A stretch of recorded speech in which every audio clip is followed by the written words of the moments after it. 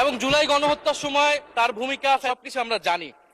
আমাদের দুর্ভাগ্য এই দুর্নীতিবাজ, অপদার্থ, মিথ্যুক তার সময় প্রধানমন্ত্রী হিসাবে তার পররাষ্ট্রনীতির মূল বক্তব্য ছিল যে প্রকৃতপক্ষেই একজন আপসহীন নেত্রী, বাংলাদেশের জনগণের স্বার্থকে সবসময় তিনি সমুন্নত রেখেছেন।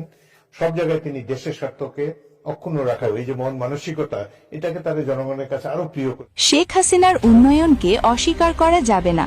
এবার সংসদে নাহিদ ইসলামের বক্তব্যের জবাবে যা বললেন স্পিকার, শেখ হাসিনাকে নিয়ে স্পিকারের এমন বক্তব্যে পুরো বোকা বনে গেলেন এনসিপি নেতা নাহিদ ইসলাম।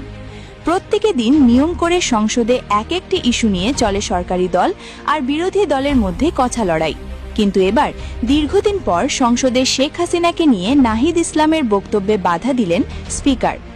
সংসদে নাহিদ ইসলাম বলেন, মাননীয় স্পিকার, আমরা জুলাইকে হয়তো ভুলে যাচ্ছি। যে জুলাই গণহত্যার সময় শেখ হাসিনার ভূমিকা সবকিছু আমরা জানি। সে একজন মিথ্যুক, দুর্নীতিবাজ, অপদার্থ, ফ্যাসিস্ট। নাহিদ ইসলামের এমন বক্তব্যের সময় তার বক্তব্য থামিয়ে দিয়ে স্পিকার বলেন, তার সময়ে প্রধানমন্ত্রী হিসেবে তার পররাষ্ট্রনীতির মূল বক্তব্য ছিল প্রকৃতপক্ষে তিনি একজন আপসহীন নেত্রী ছিলেন।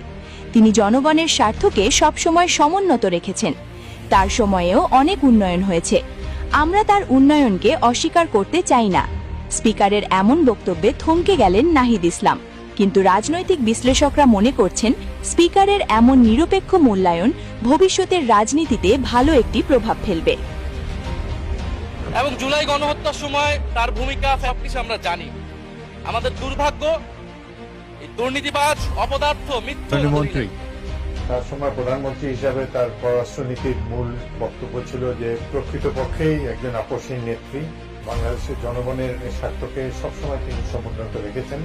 সব জায়গায় তিনি দেশের স্বার্থকে অক্ষুণ্ণ রাখা, এই যে মন মানসিকতা, এটাকে তাদের জনগণের কাছে আরো প্রিয়।